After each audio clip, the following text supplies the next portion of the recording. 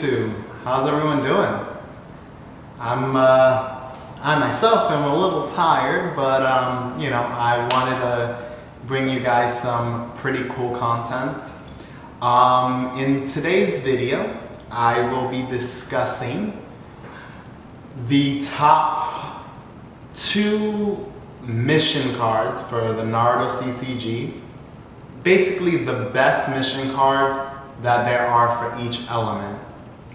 And from this point forward, I will not include dual element cards. So I know stuff like NEL, Shikamaru's Decision, Monster Research, Ghost Memories, those top-notch cards, they're off for grabs because, as we know, they're a little too busted and it takes away from each element and their development as a whole. So with that being said, we're gonna go down to the best 2 per element. So I'm gonna start off with Wind, one of my favorite elements. It has been very solid and known for draw power. My first card that I want to discuss is Sakura's Decision. Sakura's Decision is an older set card. It originally came out in set 2, Coils of the Snake, and the effect is very simple.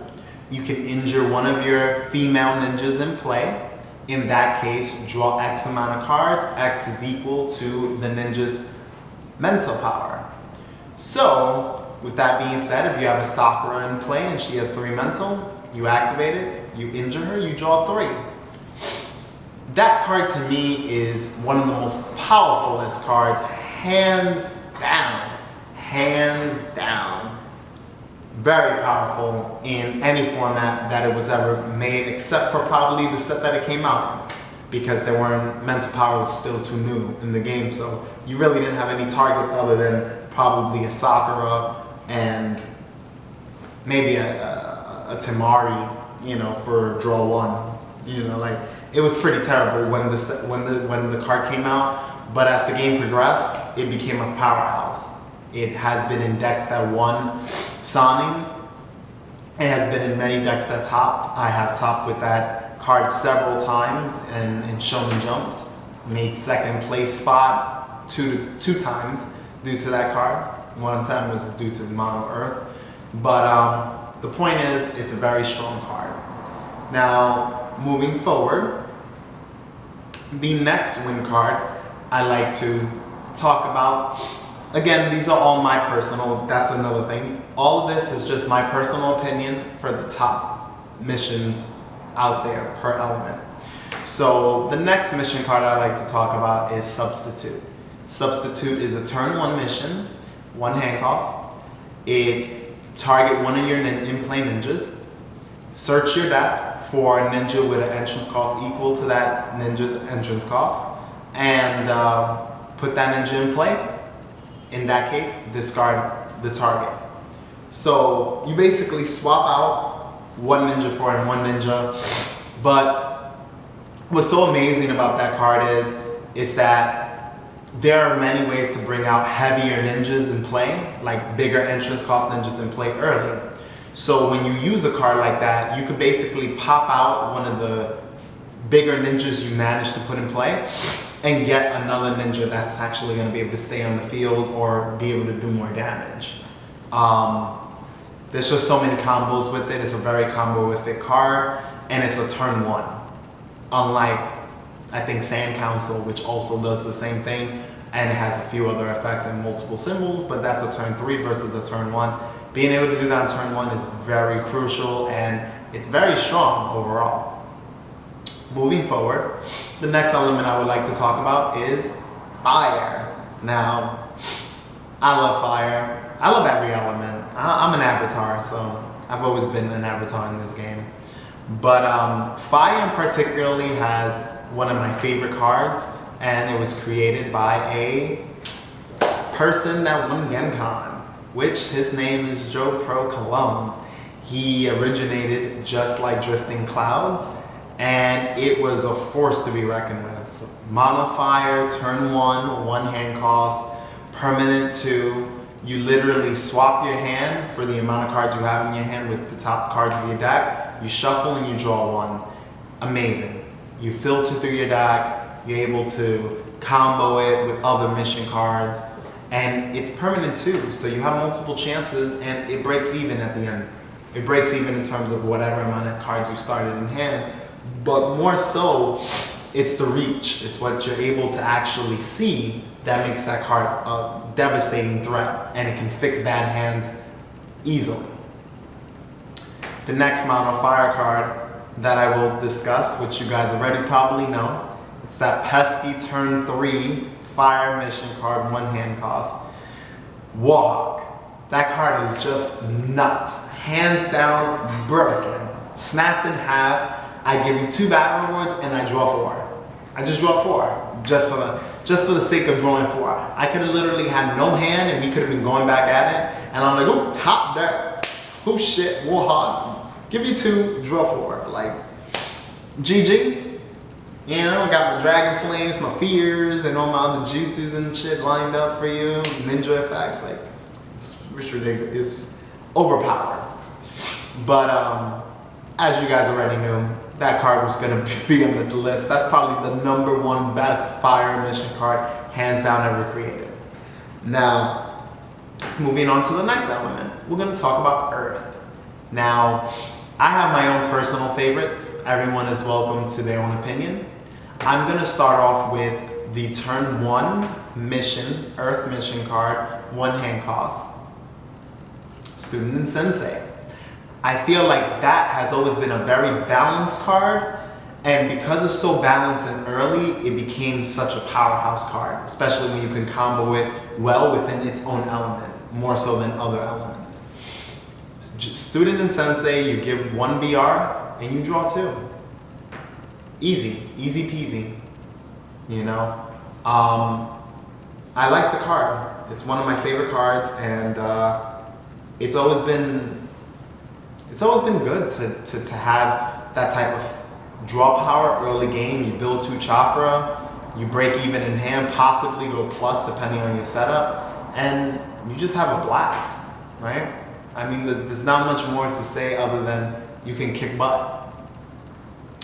Oh, and by the way, I'm so sorry guys, but I want to say that everything I'm telling you guys right now is all block legal, or not block legal. I may say it's all well within the rogue list, put it that way. So all these cards that I'm mentioning, again, they're the ones that are good to go. You can play them in any deck because they're legal in our events, TAOP events specifically. So going back to the last Earth mission card, me particularly, I'm very fond of Betrayal. Now, Betrayal is a turn 3, 1 hand cost, Earth mission card. The effect is target ninja on your side of the field.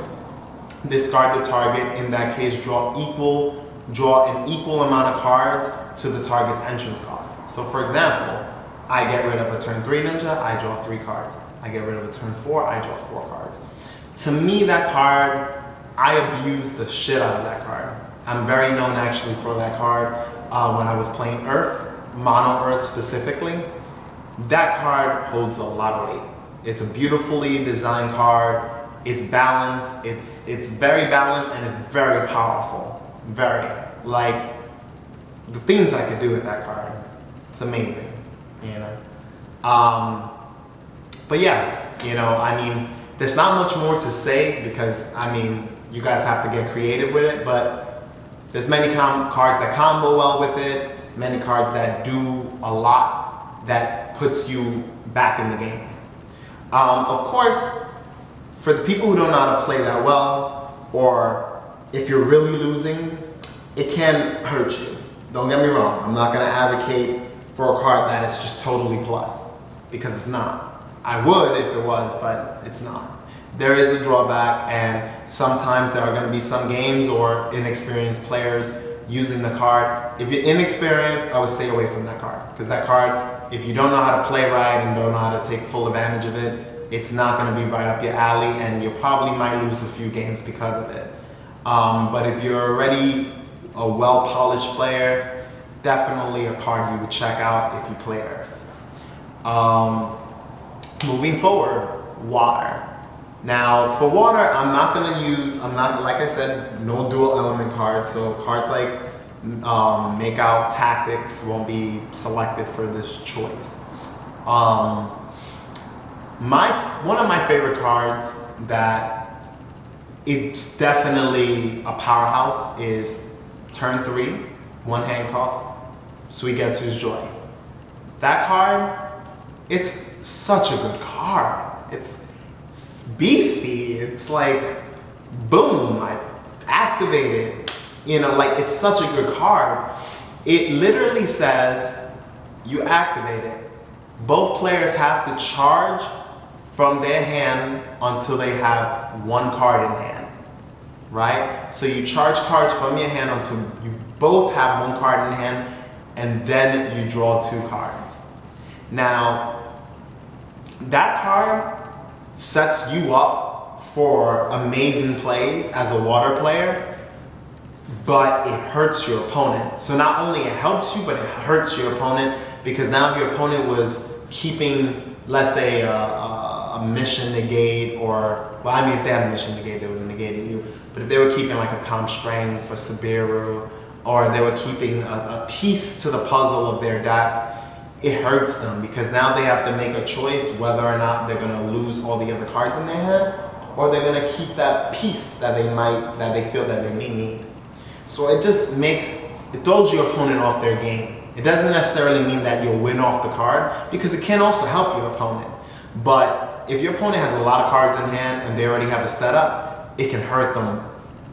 Forget it. You could win the game off of a card like that just because you forced your opponent to make moves that they did not want to make. And that's what's so good about the card. The next order card I want to talk about, which it's another one that it holds so much, I don't know. I don't know what to say. It's a very nice card that I was killing in events with. And that card is Friendship from Sorrow. Friendship from Sorrow is a turn 2 water mission card. 1 hand cost. You basically look at the top 3 cards of your deck. You charge 1, you discard 1, and you add 1 to hand. Now, the card itself builds you 3 chakra, because you have to charge 1, the hand cost, and the actual card itself. You get to add a card into your hand, and you discard, which discarding, you can set up your pieces, and it does stuff for you. So the card is a -1 in hand, right? You only draw 1, technically speaking, and you break even if you put an ambush ninja, you know, or something, a key piece basically to your deck into the chakra area. Now, what makes this card very versatile and very strong, it's a second ability. The ability to be able to remove that card and another card from your chakra area from game to pop a permanent card, such as a client, permanent mission, possibly a jutsu. There's a few permanent jutsus out there. Very strong, and it's a great card overall. I'm sorry guys, I am a little tired, so I will kind of speed through this video a bit. The next element I'm going to talk about is lightning. Now, lightning has a few powerful mission cards in its arsenal. Usually it's chakra based. This one is going to be more on the draw power. As you can see, most of the cards I actually go over or draw. Go figure.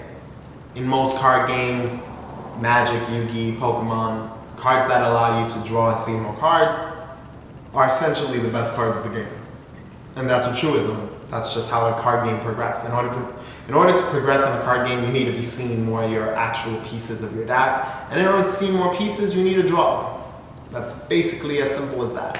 So draw power in any card game, always know it's a good thing, right? Of course, it doesn't mean that you only will have cards like that, but you want to have enough so that you can see your deck.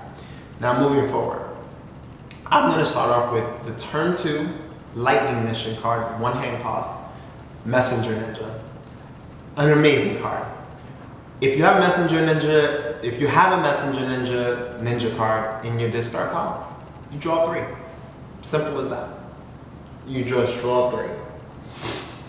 You can't go wrong. Draw 3 on turn 2? Can I say snapped in half? Can I say broken? Can I say it's on par with NEL because at least I can organize? Like I said, it's pretty busted. Very strong, very solid. It can scoop you up, no problem. The next lightning mission card I'm going to discuss is actually due to my buddy Mardo. He actually ran this deck the first event, the first tuning event we had. Is 8 inner gates, but it's a derivative from 8 inner gates. It's 4 times faster, which is that 1 and out list, by the way. 4 times faster is a card that allows you to pump up your turn marker by 4 to turn 3. You get to see your opponent's hand as well, so it has a nice little built-in added effect. Additionally, you could play pretty much anything you want to play during that turn. You can go into reinforcement squads. I mean, card allows you to do so much. It's a favorite for a reason. It's a very unorthodox card because it changes the way the game plays and it can give you an overwhelming advantage if used correctly. With that being said, we're going to move on to our next element, which is Void. Now, usually I say Void for last, but yeah, I mean, Void to me is it's a really nice element. It's very, very, very strong, and I mean, what can I say? You know, actually, wait. Water, wind, fire, lightning. Water, wind, fire, lightning, earth. Yeah. Actually, yeah. This is the last one. Void is the last one. I am tired. It's like right now almost 4:30 in the morning when I'm doing this video, and as you guys may already know, I work. I'm at work right now, and I start work at 11 to 7. Today I actually started work earlier. I had to come in to fill in someone's shift, so I started at 9. So 9 all the way to 7 in the morning. That's 10 hours of work, and I am exhausted. And I don't know, just very tired. But anyways, let's move along. Void. Void has a very, very weird yet powerful lineup. My favorite, hands down, Void mission card, which is going to be out of the 2, is Invasion. Turn 1, 1 hand cost. Now this baby is busted. I love it. I'm beastie with it. You draw 1 card, first of all. Then you draw 1 card for each ninja you have on your side of the field with sacrifice. I can tell you, I'm an avatar. So me playing with that deck, you best believe on average, if I activate that card on like turn 3, we'll go on turn 3, we'll go like in the middle of the game. I'm gonna draw about 4 to 5 cards. Just letting you know. 4 to 5 cards I'm gonna draw off of that card. That's like the way I use that card, it becomes the best draw mission card ever in the game. That's how strong it is. When it's in the hands of a player who knows how to utilize the card, your opponent's gonna feel like they can't do nothing to you, because that's just how good the card is. Point blank, you know? With that being said, the next Void mission card I would like to bring up is an okay mission card. I like it, but it's only good enough for players who know how to utilize it. And the name of it is the Gift of Pain. It's a turn 4, 1 hand cost, permanent 1. You draw 2 cards from the bottom of your deck, move 2 cards from the bottom of your deck to your hand. While this mission card is in play, your opponents and your ninjas that don't have sacrifice, now they get sacrifice. Ninjas that don't have it, get it. So every ninja that you drop from that point on has sacrifice. May I tell you how much that hurts your opponent? If you play wrong, you can hurt yourself. You being a very good player, you're gonna be good. Again, some cards require skill and an understanding of the game. If you have those components, you're gonna kick ass, you know? But with that being said, that is the top 2 mission cards per element in the Naruto CCG. And if you guys would like to drop your top 2, I would love to listen and see all of it in the comments below. In fact, that's something I would like you guys to do. You know, since you guys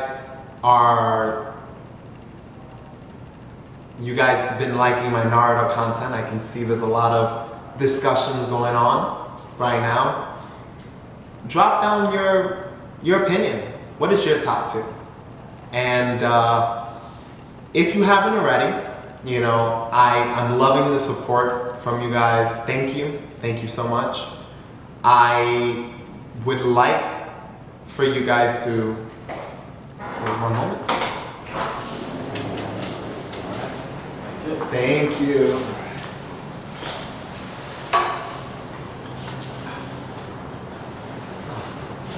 I just got the New York Times post. Gotta bring these up in a jiffy. But like I said, you guys been great. If you can, try to share, you know, my videos, post them up on your Facebook, Instagram, you know, wherever you feel that it would be cool. Talk to them, talk to your friends about my channel. Again, this channel is all about you guys. It's a way for us to all kind of become a nice little family. It's a place where I can talk to everyone, every single person. I would comment, I'll make sure that I can get to every single person. That sounds like it may be a joke if I had, let's say, 1,000 subscribers or 100,000 subscribers or whatever amount, but that's what I am about. I want to figure out what's going on in your lives, especially when it's outside of the card game, so that we can all help one another and get through a lot of tough things in life. Because life can hit you hard, and I don't want to like go too serious, but in reality, life is beautiful, but there are some things that may happen that can cause you to see life differently, you know, and sometimes you just need a person there to let you know that everything's going to be okay, and that, you know, every person is loved, you know, even if you don't feel it, even if things are bad and not, you know, going well. If you break up, have a bad breakup with your spouse, someone you love, it happens, you know. I have stories to tell, and I will be going through them in future videos, but this is real life, you know, and I try to use Naruto as a way to comfort your soul. It's a very nice card game. Any card game is nice, but this one particularly, you know, has a piece of me, and it helped me get through stuff. Even right now, the card game is helping me get through things that, you know, it may hurt, And that's why I have this channel here, so that I can find out what's going on in your life. Because again, this channel is all about you.